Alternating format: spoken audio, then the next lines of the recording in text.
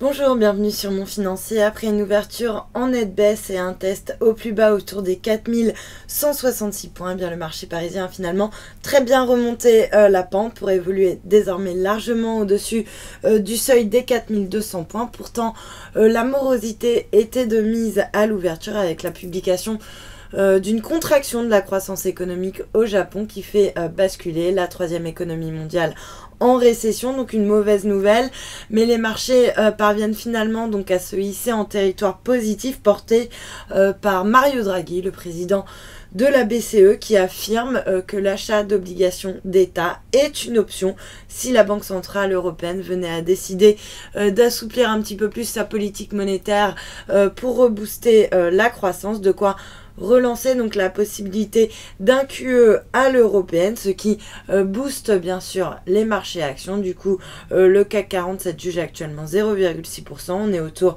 des 4227 points. Ailleurs, même tendance. Francfort avance de 0,8%, l'Eurostoxx plus 1% et Londres plus 0,38%. Du côté des valeurs, Airbus reste lanterne rouge sur le CAC alors que JP Morgan a réduit son objectif de cours sur le dossier à 60,50 € contre 62 auparavant. A l'inverse, Veolia Environnement signe actuellement la meilleure performance, suivie de Sanofi qui se distingue dans le vert alors que l'autorité sanitaire américaine, la FDA, a approuvé le Lemtrada du groupe, donc dans le traitement de la sclérose en plaques. Et puis sur le SBF 120, après avoir bondi la semaine dernière, CGG subit des prises de bénéfices appuyées, moins 4,26%.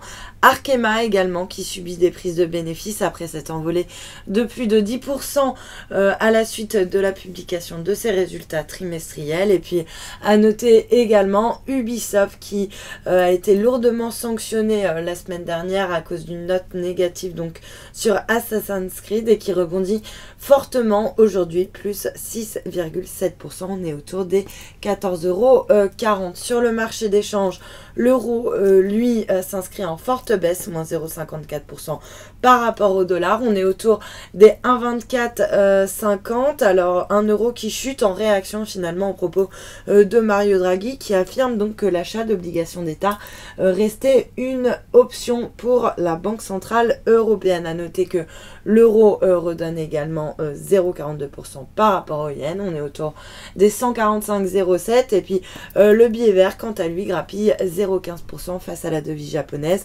autour des 116,46 yens. Le pétrole, quant à lui, poursuit son repli. On a un Brent qui perd 1,36%.